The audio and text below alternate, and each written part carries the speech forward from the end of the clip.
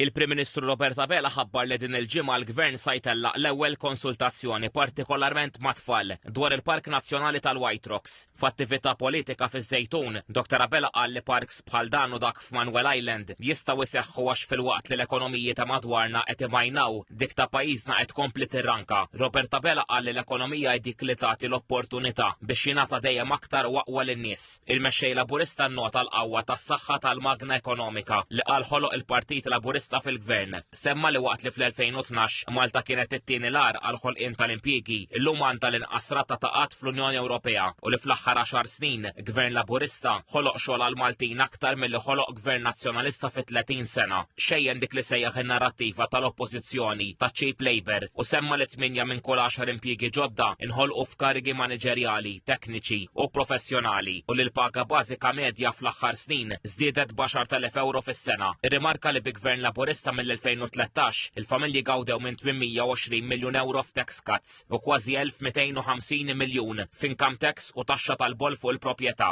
Ikkwota lill-Aġenzija tal-Kreditu S&P u qal li bil-kontra ta' dak li qal ix-Shadow Minister għall-Finanzi, l-Aġenzija qalet li Malta dalwaqt sa toħroġ bil-proċedura ta' deficit eċċessiv. Wara l-fema li wara li l-Gvern tella l-ekonomija tal-pajjiż mal-aqwa 10 fl-Ewropa, issa bil-Viżjoni Malta 2050 mhux biss il-ġid nazzjonali ras għal ras issa jkun l-aqwa fl-Ewropa imma anki l-iżvilupp uman. Hawnhekk semma l-40 miljun euro li sa jingħataw lin-negozji biex iżidu l-pagi tal-ħaddiema u l-100 miljun euro oħra li l-Gvern iddedika l-qalba diġitali. Dwar il-ħaddiema barranin, Dr. Abela qal li bil-Labour Migration Policy il-Gvern kompla implementa l-prinċipju ta' Maltin l-ewwel, tant li Standard & Poor's innotat li dawn naqsu bin-nofs. Qal li meta mistoqsi l-Partit Nazzjonalista ma wieġibx minn fejn sa jnaqqas il-barranin u nnota li l-aktar persuna li qal li qed tiffumenta sentiment kontrihom huwa rappreżentant tal-akbar grupp ta' kumpaniji li ħaddem barranin f'Malta. Dwar il-finanzjament tal-partiti, Dr. Abela qal li ma jaqbilx li d-dejn tal-partiti jitħallas mit-taxxi tal-poplu kif qed tipproponi l-oppożizzjoni.